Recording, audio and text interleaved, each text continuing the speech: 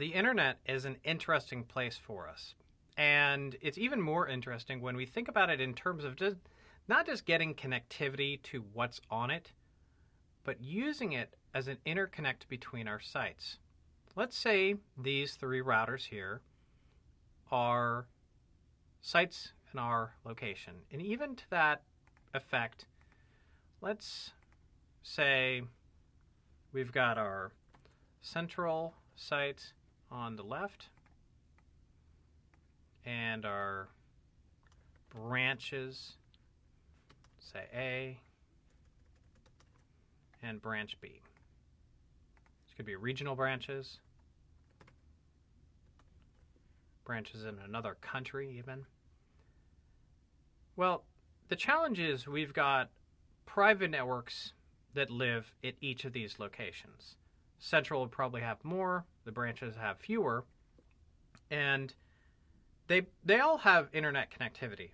Let's say branch A can speak to the internet. Branch B can speak to the internet. Central can speak to the internet.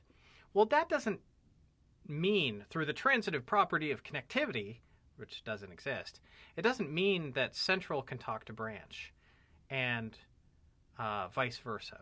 Why is that? Well, part of it is due to the addressing. Internally, we have private addressing. And let me remind you of the private addresses that exist out there. Let's write them out on screen. What do we have? We have the 10 network. It's really anything in that 10 space. 172.16 through 172.31. And finally, 192.168 anything. Those are the private IP addresses. And they cannot be routed on the internet. So does that mean we're going to choose to address everything publicly instead at central branch and branch A and branch B? No, that wouldn't make sense to us. We have to live in the here and now. And the here and now means that internally most of our clients, our workstations are going to be privately addressed. So how do we get them connectivity? And being mindful of security, because we have to understand, if we just send packets through the internet, all bets are off if we do not protect that with things like integrity checks and encryption. So what can we do?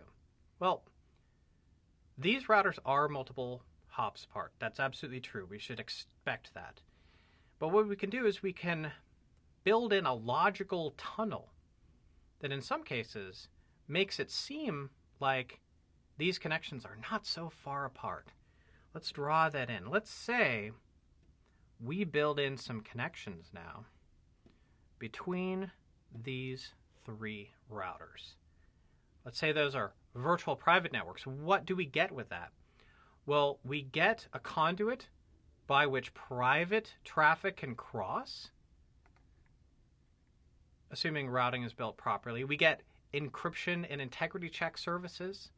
So we can have our cake and eat it too. Our cake is privately addressed internal networks and get our routed traffic through the internet and maintain security. So that's the realm of things like GRE tunnels, which doesn't really give us security but provides the connectivity. IPsec, which does provide the connectivity, and there are a lot of different implementations of IPsec. There's also, technically for VPNs, things like secure sockets layer, multi-protocol label switching, but the challenge and the solution is really VPNs. Some sort of VPN technology is going to be needed to bridge this gap between the privately addressed networks that exist and the internet, which doesn't want to see private traffic.